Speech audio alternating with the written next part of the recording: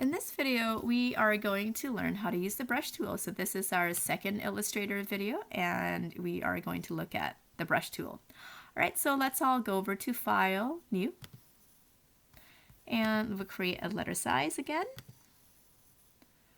Right, so the brush tool creates a stroke, okay? And so does the pencil tool. But right now we're concerned with the brush tool, so let's click on the brush tool. It looks like a little paintbrush over here on your tools panel, the paintbrush tool. So you create a stroke actually with the paintbrush tool. So I'm gonna click and drag sort of whatever I wish to. Maybe this looks like some ocean waves or so. You can just draw with that. Okay, so let's create some ocean waves here. All right, and I realized that I don't really like this kind of wave here, so I'm going to go over to my selection tool and click on it and delete it.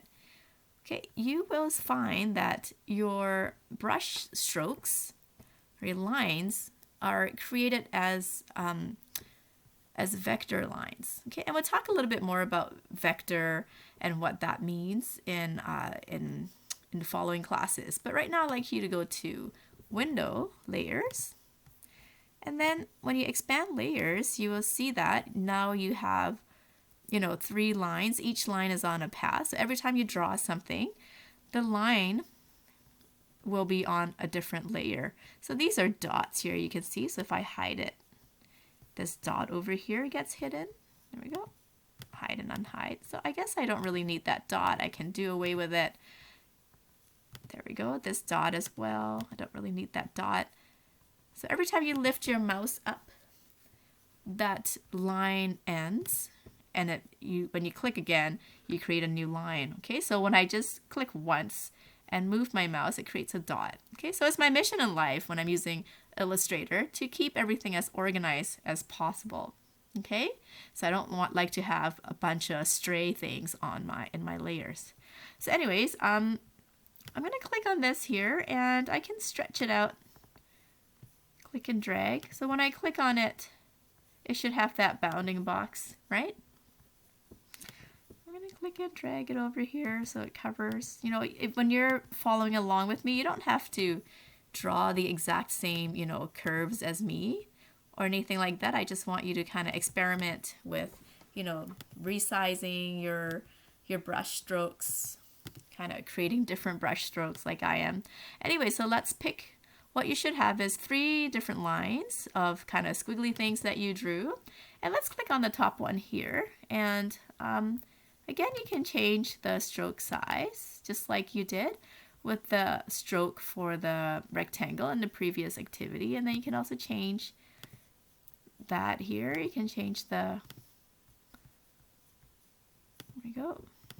Or you can go over here and there we go. So you can change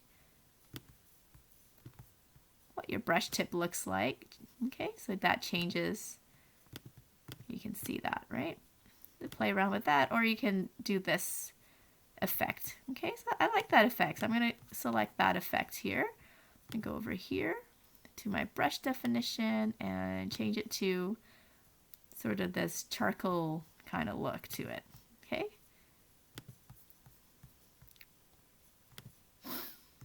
There we go. Okay. All right, so next thing I like to do is kind of draw a mountain behind all these waves, okay? I'm going to draw, here we go, mountain there, okay? And maybe a sun over here. There we go.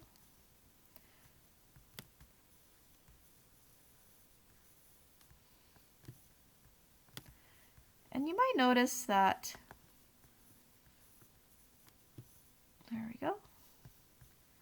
You might notice that sometimes your strokes go on the outside of the artboard and you're wondering, is that a problem? it's not too much of a problem. It would just get cut off when you export it and save as a JPEG, and you save as, you know, artboard size. So anything that's on the outside would just get cut off. So you don't need to be too worried about that. So, you know, what I've drawn here isn't that amazing, but I just want to see that you are sort of experimenting with, you know, drawing different lines and things like that. So if you're wondering if you can color it in, let's go try and see if you can color it in. Okay, yeah, you can color it in if it's somewhat of a complete shape. Okay, there we go. So I'm gonna go over here and maybe make kind of sun rays over there, and you can see that my shape suddenly disappeared in the middle. And when I look into layers, it's because it's behind. Okay, so I'm just gonna drag that up here and drag this up here, and then I'm going to select the bottom one there, and there we go. Here's my hot sun, and then I'm not sure what that is here, so I can delete that if that's nothing. And here we go. There's my mountain, and I'm going to make that green. Then you can see that it does something strange because this is not a complete shape. Okay, when it's not a complete shape, the fill will act sort of not exactly the way you would hope for it to act. Okay, so only shapes that are complete, like a circle where it ends where it starts, will have proper fill in it. So this isn't going to quite work out. So I'm going to take away, right? All right, so you can also, I could just change the color of my stroke, make it a green and make it thick, okay? But don't worry, later on in the course, as we move on and along, I can show you how you can create shapes to, you know, create pictures and things like that. That's going to be one of our assignments.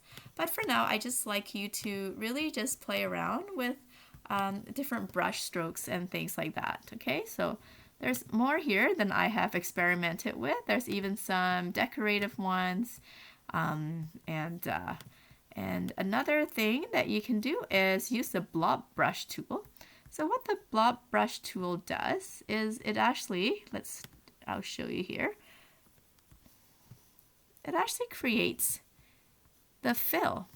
Okay, so normally when you use the brush tool, it creates a stroke, but this, you can see up here, it creates the fill. Okay, so here's the fill, and then you can actually have a stroke on the outside of it. You see that? So the blob brush tool actually creates the fill inside. So if I wanted to use the blob brush tool to create a circle, I can use a really thick brush, right? There we go. Oh, that's not it. Blob brush tool, and oh, I actually can't do that. So I can just kind of click and drag. Because it creates the fill, I guess the stroke size doesn't really matter. So I can just click and drag and hold my mouse down and kind of make a kind of big blob. And then after that, when I click on it, this becomes the fill, right? And then I have the stroke on the outside.